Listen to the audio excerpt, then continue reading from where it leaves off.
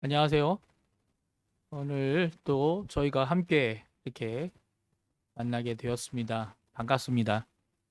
그리고 지난 일주일 동안 건강하게 또 하나님이 주신 은혜 가운데 하나님의 복된 삶 사신 우리 성도님들을 만나게 돼서 제가 기쁩니다. 사실 지난주에는 제가 우리 성도님들과 이제 마지막으로 인사하고 3주간의 설교를 마쳤는데요.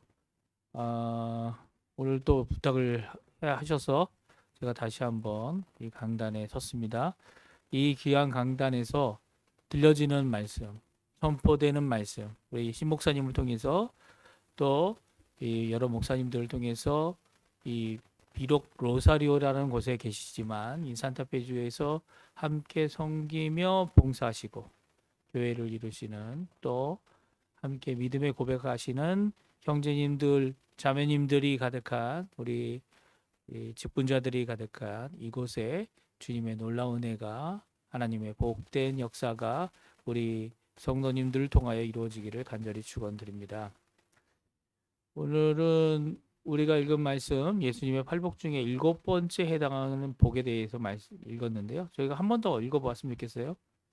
마태복음 5장 9절 말씀입니다. 한 구절밖에 안 되니까요. 다시 한번 화면에도 나오는데요. 같이 읽어보겠습니다.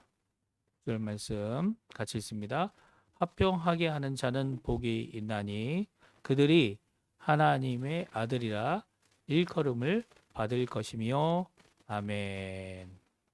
오늘 우리가 이 읽은 화평케 하는 자는 복이 있나니 화평하게 하는 자는 복이 있나니 그들이 하나님의 아들이라 일컬음을 받을 것이요 라고 해서 저는 이제 화평을 이 평화라고 이제 번역을 하고 그리고 하나님의 아들들이라고 이제 번역하는 이 아들들을 따라서 평화의 아들들이란 제목으로 오늘 제목을 삼아 봤습니다.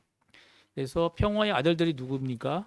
오늘 본문에 있는 말씀대로 하나님의 아들들이 바로 평화의 아들들입니다. 특별히 오늘 이 본문의 말씀을 보게 되면 화평케 하는 자들, 화평하게 하는 자들. 그러니까 자기만 화평을 누리고 자기만 나만 이 화평 가운데 사는 사람이 아니라 다른 사람도 평화를 받을 수 있도록 아니면 평화를 이루며 살 수 있도록 하게끔 하는 자들을 가리켜 이 화평케 하는 자들, 평화의 아들, 자녀들이다라고 말씀해주고 있습니다.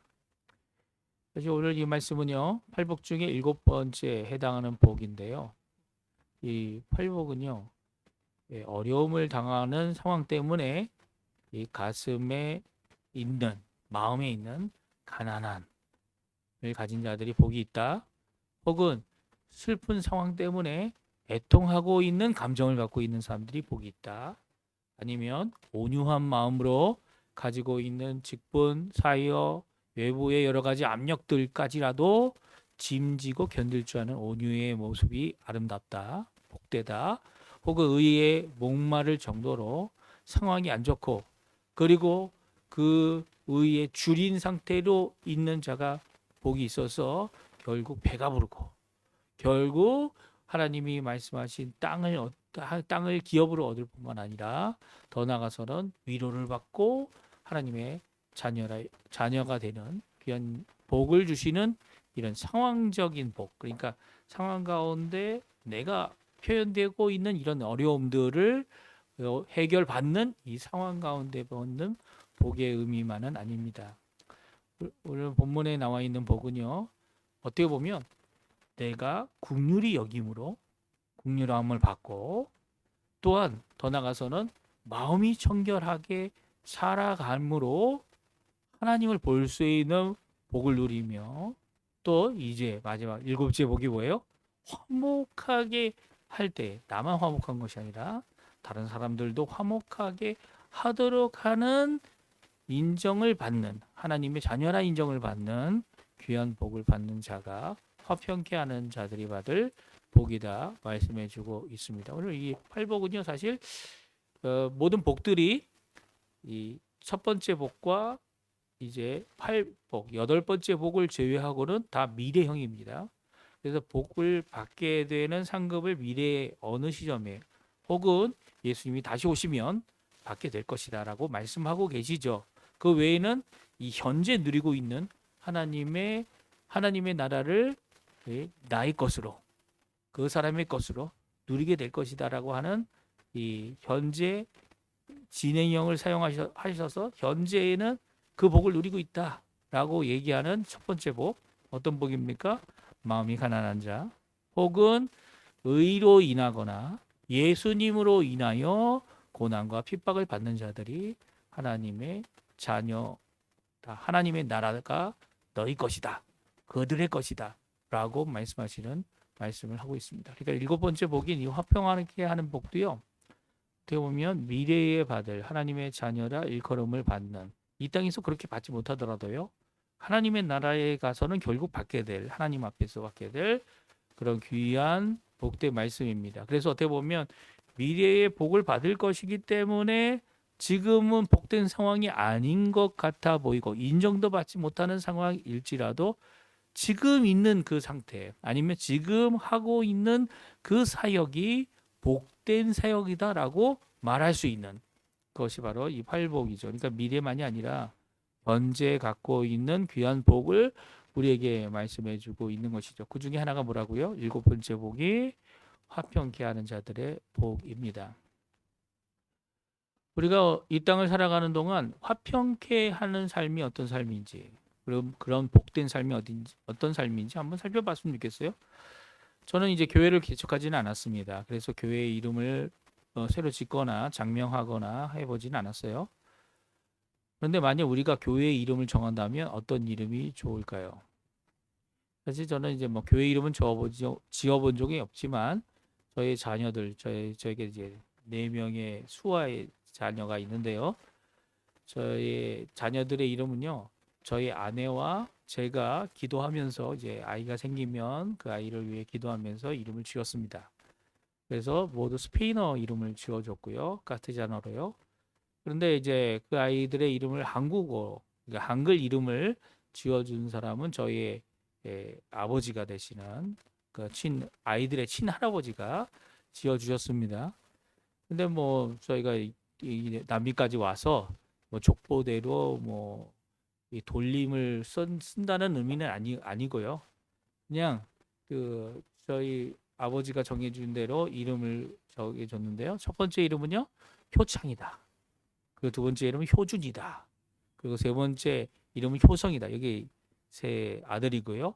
그리고 마지막 딸의 이름은 효미라고 이렇게 지었습니다. 이 마지막 딸 효미라는 이름은요.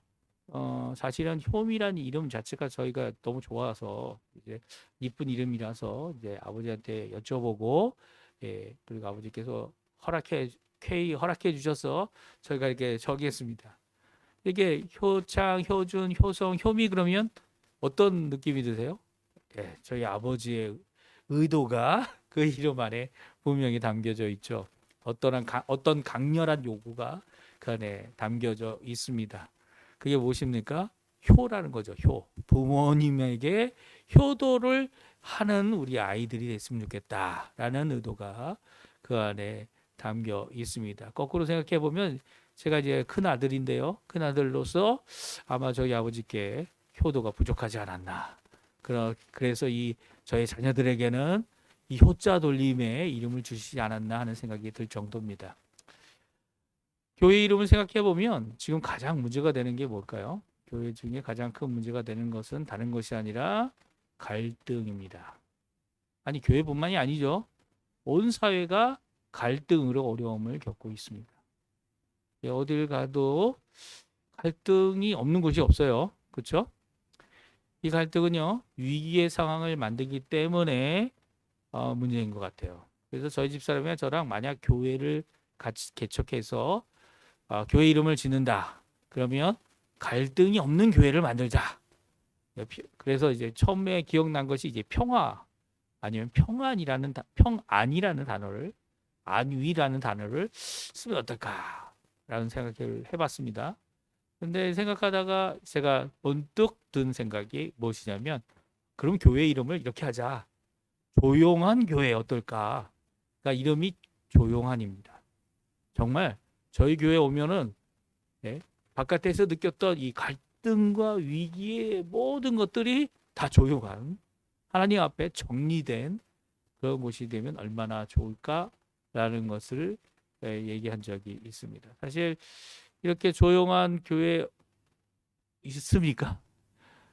예, 제가 조용한 교회 다니고 싶지만 어떤 교회도 조용하지 않더라고요. 아니 세상에 조용한 곳을 찾아가지고 요즘에 바캉스 기간 아닙니까? 바캉스 기간 동안에 조용한 곳을 찾아가 보면 요즘에 조용한 곳 찾기가 정말 힘듭니다. 그렇죠? 사람 조금 한 사람만 더 있어도 그 사람과 조금의 갈등이 있으면 마음이 상하기도 하고요. 어려움을 겪습니다. 그래서 정말 조용한 곳 어딜까? 이게 찾아보면 바로 여기가 조용한 곳이더라고요. 여기가 조용한 곳인데요. 제가 하나 찾아왔습니다. 이게 뭐죠? 제가 큰 화면으로 이제 보여드리면 이게 공동묘지입니다. 공동묘지. 이 공동묘지가 바로 진짜 조용한 곳입니다. 이곳이 바로 어느 누구도 이 사람들은 많잖아요. 이 저기 팻말이 있는 데가 다 사람의 시신이 있는 묻힌 그리고 이름들이 다 있는 장소입니다. 만약에 이런 장소가 교회가 된다 그러면 어떻게 될까요? 이거는 정상적인 교회가 아니죠. 교회는 어떤 곳입니까? 생명이 넘치고 능력이 넘치고 힘이 넘치고 하는 곳이 교회, 말씀이 넘치고 하는 곳이 교회 아닙니까? 근데 갈등이 없는 곳을 찾아보니까요. 정말 조용한 곳. 심지어는 제가 이제 생각하던 교회는요. 이 교회가 이제 이게 많이 어려웠어요. 우리 잘 아시잖아요. 그렇죠? 이 어려워서 이 교회가 둘로 나눠지게 됐습니다. 그 둘로 나눠졌을 때 다른 거는 다 같이 공유할 수가 없는데 유일하게 공유하는 장소가 어디였습니까? 한인묘지. 한인묘지는 아직도 두 교회가 같이 써요. 다른 건 뭐 같이 못 써도 교회당도 같이 못 쓰고 그리고 또 수양관도 같이 못 써도 뭐만 같이 씁니까? 한인묘원은 같이 씁니다. 정말 여기가 화평이라는 평화라는 것이 있는 것 아닐까? 그래서 가보면요, 이 서로 아웅다웅 다투시던 분들이 이 여기 계시고 바로 옆에 묻혀 계신 분도 계세요. 같이 조용히 있는 겁니다. 살아있는 사람도요. 이 방문객들도요. 이곳에 오면 조용해지고 엄숙해지고 그리고 또 그곳에서 이제 있었던 모든 문제들이 다 해결되는 것 같아 보인단 말입니다. 그러나 이게 진짜 해결은 아니죠. 진짜 교회의 모습은 어떤 모습이어야 되는 거죠? 교회의 모습은요. 머리이신 예수 그리스도를 드러내는 교회가 진정한 모습입니다. 참된 표지가 있다면 갈등을 해소하고 갈등을 없다고 이제 그 갈등을 숨기거나 거짓 평화를 드러내는 것이 아니고요. 진정한 평화. 예수님이 십자가에 돌아가신 것도 하나님과 우리를 화평케 하시고 이방인과 유대인을 화평케 하신 화평의 표지 아닙니까? 그 십자가를 온전히 드러내는 화평의 곳, 그것이 바로 교회여야 한다는 것을 오늘 팔복을 통해 우리에게 말씀해 주고 계십니다. 그러면 갈등이 없는 곳이 없다면 이제 갈등은 어떻게 될까요? 갈등을 우리가 해결해야 된다는 겁니다. 그래서 예수님이 말씀하시는 화평, 예수님이 원하시는 하나님의 아들들이라 일컬음을 받게 되는 귀한 복을 누리는 화평을 우리가 만들어 내어야 하는 것입니다. 그렇다면 화평을 드러내는 방법이 무엇이 있을까요? 그것은요, 이것을 잠깐 생각해 보면서 우리가 하나님 앞에 오늘 주일 말씀을 생각해 보는 귀중한 시간이 되었으면 합니다. 저희가 첫 번째로 갈등에 대한 우리의 생각을 좀 바꿔야 합니다. 제가 지금 화면에 잠깐 보여드렸는데요. 갈등하면 어떤 생각이 드십니까? 갈등하면 여기 보이시죠? 제가 좀 좀 더 화면을 크게 해드려서 잘 보이도록 하겠습니다. 화면을 이렇게 크게 하면요. 네, 네, 보입니다. 여기 보게 되면 갈등, 이게 피스메이커라고 하는 한국의 이제 피스메이커 기독교 단체가 있는데요. 거기서 이제 제가 쓰시는 자료를 가지고 왔습니다. 갈등하면은 시월드 아니면 처월드. 이 시월드는 시부모 아니면 시댁을 얘기하고요. 처월드는 처가댁을 얘기하는 거죠. 거기에 가서 겪게 되는 갈등. 한국의 가장 큰 갈등 중에 하나인 첫 번째 제1위죠. 주차 갈등. 그 실타래. 또 그뿐만 아니라 아파트에 살면서 갖게 되는 층간소음 이런 것들이 한국에서는 가장 큰 갈등을 대표하는 이미지들이다라고 말합니다.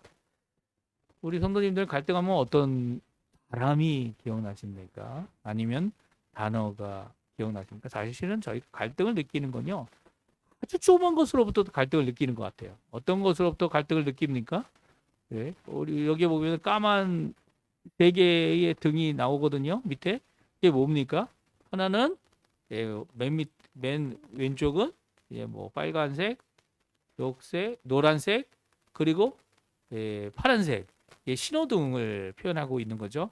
신호등인데요. 이게 지금 다 까만색이고 회색이지만 이게 불이 켜질 때 갈등을 느끼죠. 특별히 어느 때 갈등이 가장 크게 느껴집니까? 노란색이 켜질 때. 이 갈등을 안 느낄 수가 없어요. 예? 이 노란색은 어떤 의미입니까?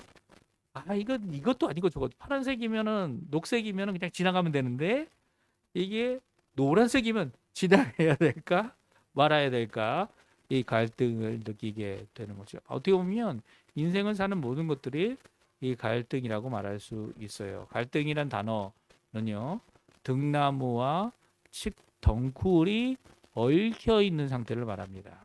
그것들이 연한 줄기였을 때는요 서로 얽힌 것을 이렇게 좀 풀어낼 수가 있죠. 하지만 그것들이 이제 나무로 줄기가 든든해져 버리면 엉켜진 상태로 오래 있게 되게 됩니다. 갈등을 해결할 수 있는 방법이 그렇게 쉽지 않은 것 같아요. 제가 한 번은 이제 한인교회라는 잘 아시죠? 제 아르헨티나 한인교회라고 한인 장로교회에서 한 1년 동안 사역한 것이 있습니다. 근데 사역을 부목사로 사역했는데요.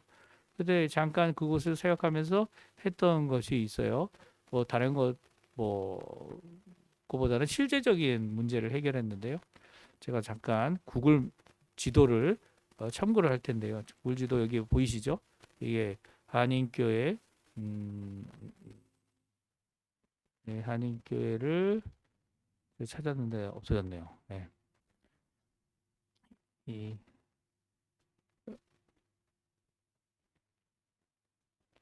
이 한인교회를 제가 사역을 했는데요. 이게 잘 안 보이네. 여기 나왔네요. 찾았네요.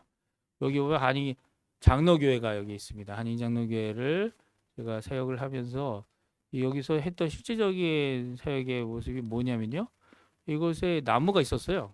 이 한인교회 제가 잠깐 우리 같이 볼까요? 잘 아시는 분들 계실 거고 스트릿 뷰라고 해가지고요. 한인교회의 앞부분을 제가 보여드리겠습니다. 이게 한인교회인데 그렇죠? 여기 발바스트로로 가버렸네요. 한인교회가 아니네요. 여기 죄송합니다. 다시 세니조사 여기 세니조사를 봤는데 제가 이게 여기네요. 한인교회가 세니조사 여기 있습니다. 한인교회 여기 한인교회인데요. 한인교회가 여기서 제가 이제 1년 동안 2017년에서 2018년까지 사역을 했습니다. 지금 현재의 2022년도일 거예요. 근데 이제 뭐 지도상으로는 2023년 지도의 모습인데요. 여기 빨간 벽돌의 장소가 바로 한인교회입니다. 한인교회에 이 부분이 있어요. 옆에 공터가 있는데 그 앞에 나무가 있었어요. 아주 커다란 나무요. 근데 그 커다란 나무가 없어진 것을 제가 이제 그거를 이제 뽑아서 없앴는데요. 제 힘으로 뽑은 건 아니고요. 제가 시정부에 요청을 해서 시정부에서 나와서 그것을 제거해 줬습니다. 근데 맨 처음엔 거절당했어요. 왜냐하면 나무가 너무 튼튼하고 너무 좋기 때문인데요. 제가 한번 보여드리겠습니다. 27년인데요. 2017년도에 사진을 보여드리면요. 여기 사진 있죠? 여기에 이 나무가 바로, 네, 이 나무가 바로, 그 당시에 있었던, 네, 나무입니다. 나무인데요. 네, 세니시오사에 있었던 커다란 나무예요. 이게 얼마나 컸냐면요. 이 위에 가지가요. 지금 여기 이쪽에서 이렇게 올려니까 참 잘 안 보이는데, 네, 네, 이쪽에서 잘 안 보이는데, 세니시오사 이 나무가요. 가지가 너무 커서 이 주변 옆에까지 가고요. 그리고 여기 지금 사진에도 보게 되면 이 보도블록을 다 망가뜨려 놨어요. 그래가지고 비가 오면 여기 흙 때문에 어른들이 다 지나갈 수가 없는 거야. 교회를 갈 수가 없고 그런 어려움을 겪었습니다. 그래서 어떻게 했어요? 그래서 이거를 요청을 했습니다. 이 나무를 좀 잘라달라고. 그랬더니 안 된다는 거예요. 그래서 왜 안 됐냐 그랬더니 이 나무 살아있는 나무라서 안 되고 두 번째는 이 나무 그러면 제가 그래서 그랬죠. 이 나무를 그러면 살아있으면 안 되니까 알아서 안 된다 그러고 보도블록이라도 제대로 해줘서 우리 어른들이 지나가는데 좀 어려움 없게 해달라고 얘기를 했습니다. 근데 그거를 와서 잘랐는데요. 이 나무의 이 윗둥만 자르는 데만 거의 일주일 걸렸어요. 그리고 마지막 이 나무를 자르고 나서 빼내는데 이 나무를 이게 밑둥을 자르고 나니까요. 여기에 나무가 한 그루가 아니었습니다. 이 고무나무가요. 이 큰 줄기가 4개가 있었고요. 그리고 작은 줄기들도 이 여러 개가 있을 뿐만 아니라 여기 밑에 있던 이 보도블록을 다 끌고 들어갔어요. 콘크리트까지. 그래가지고 전기톱으로 자르는데 전기톱을 몇 번이고 갈아내면서 이것을 잘라낸 거죠. 이것을 잘라내고 나서야 이제 그 뿌리까지 뽑는데 이 덤프 트럭으로 체인을 걸어가지고 이 까데나를 걸어가지고 뽑아내는데도 하루 왼종일이 걸렸습니다. 하루 왼종일. 정말 예, 이게 한 줄기가 아니고 여러 줄기로 돼 있으니까 정말 힘들더라고요. 정말 힘들더라고요. 이게 좀 이게 이 갈등이라는 말의 표현입니다. 이게 지금은 어떻게 바뀌었습니까? 이렇게 싹 치워져 가지고 2021년 사진인데요. 이제 교회에 오며 가면서 전에 교회가 안 보였어요. 저쪽에서 리바다 쪽에서 오시면 그래서 차로 오게 되면 이제 교회가 다 보이고 그리고 그런 상태가 됐습니다. 그래서 아마 제가 했던 것 중에 지금도 얘기하면 이제 어른들은 기억하실 것 같아요. 이걸 어떻게 했는지 특별히 이제 사찰 집사님도 잘 기억하실 거예요. 사찰 집사님 뭐 저한테 그거 없애주면 뭐 돈이라도 주겠노라고 하셨던 말씀을 하시기도 하셨는데요. 이런 이런 일을 한 적이 있습니다. 그러니까 갈등은요 무엇입니까? 쉽게 해결되지 않아요. 갈등은요 그것을 해결하려면요 이 정말 인부들을 써서 나무를 자르듯 그런 어려움이 있습니다. 근데요 그 갈등을 해결하고 나면요 정말 좋은 일들이 많이 있어요. 사실 갈등은요 나쁜 갈등만이 있는 것이 아닙니다. 갈등은요 좋은 갈등도 있고요. 그리고 나쁜 갈등으로 이렇게 둘로 나눌 수가 있습니다. 좋은 갈등은 위기 같아요. 위기. 위기가 무엇입니까? 위험한 기회라는 의미가 있는 것 아닙니까? 그것이 위험함만 잘 해결하면요. 좋은 기회가 되는 겁니다. 이게 좋은 갈등인 것이죠. 근데 나쁜 갈등은 무엇입니까? 나쁜 갈등은요.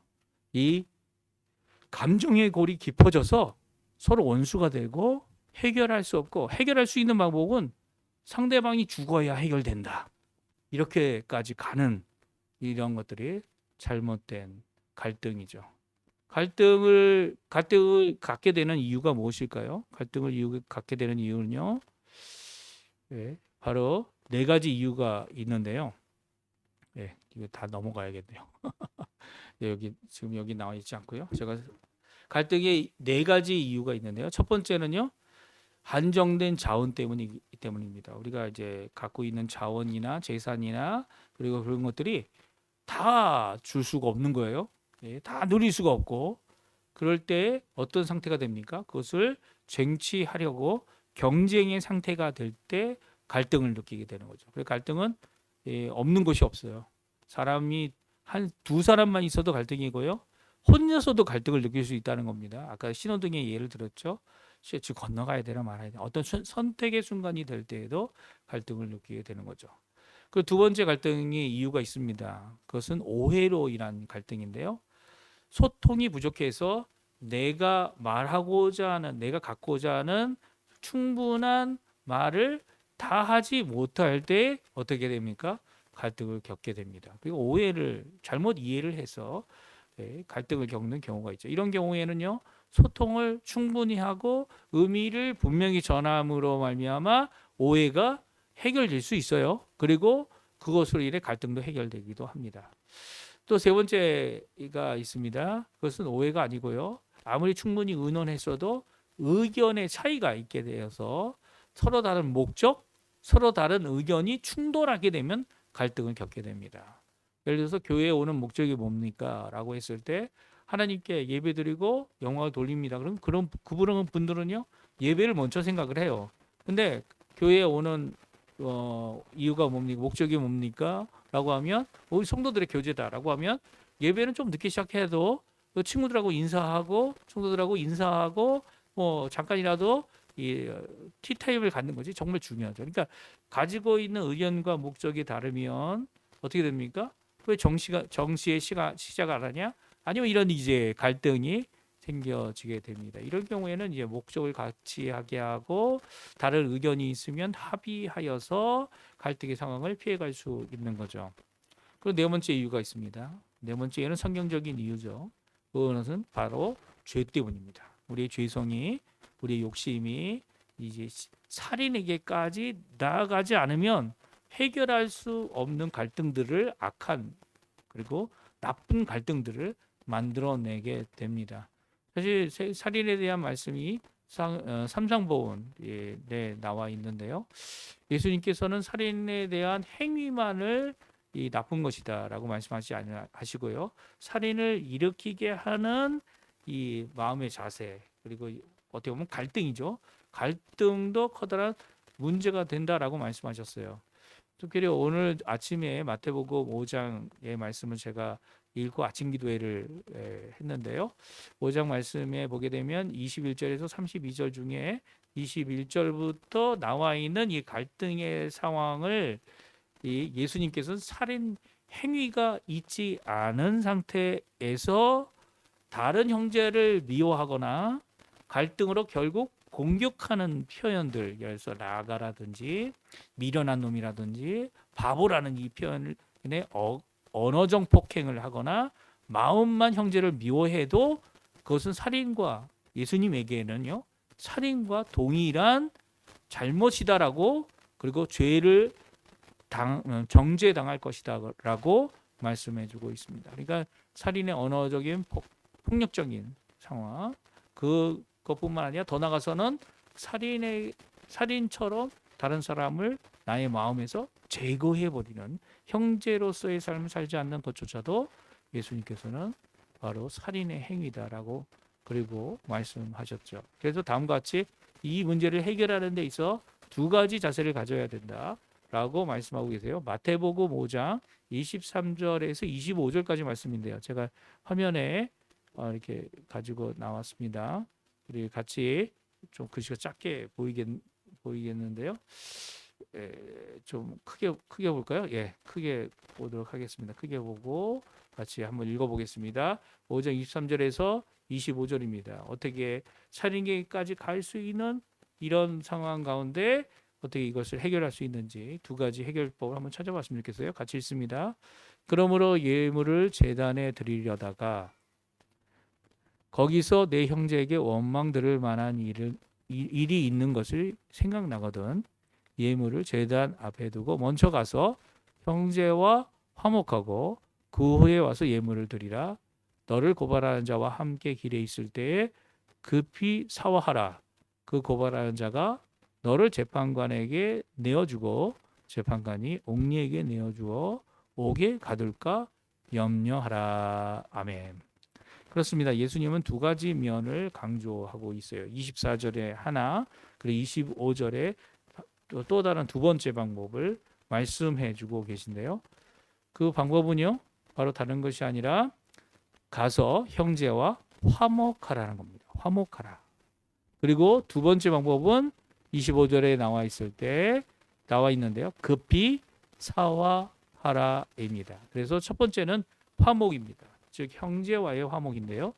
예물을 드려서 하나님께 제사 드리는 것 중요합니다. 그 중요한 예물 드림을 잠시 멈추고요. 먼저 해야 할 것이 화목이다라고 말씀해 주고 계세요. 그리고 그 중요한 예물도 드리지만 중단할 만큼 급한 것이 화목이고요. 형제와 화목하여 형제 관계를 회복하는 것이 예물 드림과 같은 중요한 일이다라고 말씀하고 계신 것입니다. 이 화목이라는 것은 다른 것이 아니죠. 관계 회복을 말합니다. 이미 형제라고 불리우지만 갈등의 상황을 갖고 있고 형제의 마음을 힘들게 하는 무엇인가 있다면 형제의 사랑의 관계를 회복하도록 그 형제를 먼저 만나라고 말하고 있습니다. 그리고 관계 회복은요, 단지 내가 지금 예물 드리다 왔으니까 너 좀 나하고 화목을 하자고, 그러니까 우리 화목한 거야 라고 내 입장만을 말하는 것이 아니고요, 상대방의 입장, 그러니까 서로가 갖고 있는 어려운 가운데서도 우리가 한 형제라는 것, 사랑의 관계를 갖고 있다는 것을 회복하고 인정하고, 그리고 그 가운데에서도 어려운 가운데서도 이 어려운 갈등이 우리의 형제됨을, 우리의 사랑하는 관계임을 깨어뜨리지 않는다고 이것이 더 중요하다고 하는 관계의 회복의 모습을, 관계 우선의 모습을 회복하라는 것이 오늘 본문의 말씀입니다. 그러니까 나만 해결되면 안 되고요. 쌍방이 다 회복이 해결이 돼야 되는 거죠. 관계 회복을 성사라는 겁니다. 이 화목은요, 어떻게 보면 인격적인, 너와 나의 인격적인, 같은 성도로서의 인격적인, 아니면 같은 가족으로서의 인격적인 관계를 회복해야 될 때에 이 화목이라는 것이 이루어지는 겁니다. 그리고 그것만을 예수님께서 말씀하시는 것이 아니죠. 그리고 또 무엇을 얘기하십니까? 실질적인 문제도 말씀하십니다. 그러니까 단지 관계만 회복하는 것이 아니라 실질적으로 갖고 있는 손해, 피해, 그리고 갚아야 될 것이 있다면 그런 금전적이고 물질적인 문제도 실질적으로 해결을 해야 된다는 것입니다. 이 인격적인 문제가 해결됐다고 해서 종종 그 당한 어려움을 이제 덮어주는 경우가 있어요. 그렇게 되면 이제 실질적인 손해나 그런 것들도 각자가 책임지고 해결이 되는 겁니다. 그렇지만 인격적인 문제가 해결되었다고 해서 실질적인 문제가 해결된 것은 꼭 아닙니다. 오히려 인격적인 문제가 해결되기 때문에 실질적인 문제를 해결하기가 더 쉬워지죠. 뭐 갚는 것을 더 오래 갚게 하든지, 아니면 그 손해 본 것을 이제 깎아주든지, 아니면 그 없게 해주는 이런 모든 것들을 더 쉽게 해줄 수 있는 겁니다. 그래서 뭐라고 말씀하시니까 오늘 22절에 보게 되면 뭘 어떻게 하라고요? 너를 고발하는 자와 함께 길에 있을 때, 길에서 만나게 되면 급히 어떠라고요? 사화하라는 겁니다. 이 사과와 화해라고 얘기할 수 있지만 그 문제를, 실질적인 문제를 해결하라는 것이죠. 고발하는 자가 고발하는 그 내용에 대하여 그것을 협상으로 해결할 수 있다는 겁니다. 실질적인 문제는요, 물론 인격적인 문제를 잘 해결해서 관계가 나빠지고 서로 틈이 나고, 그리고 갈등하는 상황 가운데 서로를 미워하고 화가 나고 욕을 하며 이런 상황이 벌어졌을 때에 인격적으로 그 일을 해결할 수 있는 방법은 협상이 아니라요, 서로에게 자신의 죄를 고하고 서로가 서로를 용서하며 서로가 진정 화해하는 인격적인 문제를 해결하는 것이고요. 실제적인 문제는요, 이 일에 대해서 내가 나의 상황이 입장이 이러니까 이것을 어떻게, 나도 힘을 쓰지만 너도 이것을 좀 해결할 수 있는 방법을 같이 고민해서 협상을 이루는 것을 말합니다. 예수님께서도 이 두 가지를 나눠서 말씀해 주고 계세요. 그러니까 우리가 갈등이 있을 때 이 두 가지 입장에서 이 갈등 해결을 하기 위해 이 두 가지를 해결해야 된다는 겁니다. 왜 갈등을 해결해야 됩니까? 진정한 화평과 평화의 사람들이 되기 위해서입니다. 화평을 이루게 하는 자들이 되기 위해서죠. 이게 교회 안에 있어야 되는 모습입니다. 사실 교회 안에는요, 갈등이 없을 수가 없어요. 한 사람 이상만 있어도 갈등이고 자기 혼자서도 갈등을 느낄 수 있는 것 아닙니까? 다시 말씀드리면 교회 안에 갈등이 있다라는 것을 인정하고 더 나아가서는 그 갈등을 관리하고 그리고 그 갈등을 해결하는 일을 감당할 수 있는 것이 바로 교회의 모습이어야 되는 거죠. 그렇게 될 때 진정한 사회에서도 인정을 받는 거죠. 아, 저기는 진짜 하나님의 아들들, 하나님의 자녀들이 있는 곳이야. 그들은 정말 하나님의 자녀들이에요. 그것이 화평케 하는 자들에게 있는 복이란 것입니다. 오늘 이 말씀 좀 늦었지만 오늘 이 말씀 기억하시면서 하나님 앞에 기도하시는 우리 성도님들 되었으면 합니다. 그리고 우리 로사리오 한인교회 정말 하나님의 화평을 드러내는 귀한 교회가 되시길 간절히 축원드립니다. 그래서 정말 로사리오 한인교회는 그곳에 가면 화평을 회복할 수 있어. 그곳에 가면 어려움을 갖고 갈등으로 힘들어하는 자들이 정말 인격적으로 회복되고 더 나아가서는 실질적인 문제도 해결할 수 있는 교회. 사실 교회가 이제 인격적인 면은 많이 다루는데요. 하나님 앞에 이 실질적인 문제를 해결하는 데는 너무 약해진 것 같아요. 이 모든 것들을 다 해결해서 이 화해와 사화를 이루는 귀한 역사가 예수님이 원하셨던 삼상보훈의 귀한 은혜의 역사, 의로움의 역사, 하나님 원하시는 교회의 역사가 우리 성도님들에게 가득하기를 간절히 축원드립니다. 기도하겠습니다. 할렐루야. 하나님 아버지 감사합니다. 오늘 화평케 하는 자는 복이 있다라고 하신 말씀을 통해 저희들이 하나님 앞에 어떻게 하면 이 주어진 갈등과 위기의 상황들을 잘 관리하고 더 나아가서는 화평케 하는 교회의 모습, 화평케 되어지는 가정의 모습, 화평케 되어지는 인격적인 모든 모임들의 모습이 되기를 위해 저희들이 함께 살펴보았습니다. 주님께서 하신 이 말씀, 화해와 사화를 이루어 함께 인격적인 문제와 그리고 실질적인 문제를 해결하여 교회가 하나님 앞에 누려야 될 이 샬롬, 평화의 역사가 가득한 우리 로사리오 한인교회가 되도록 주님 역사하여 주시옵소서. 감사드리며 예수님의 이름으로 기도합니다. 제가 축도하겠습니다. 지금은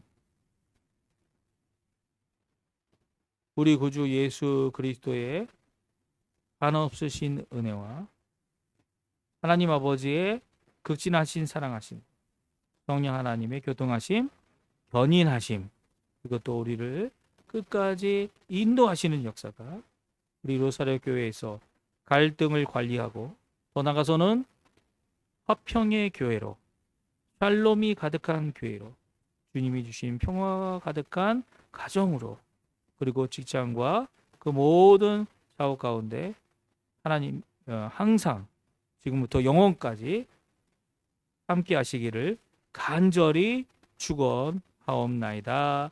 아멘.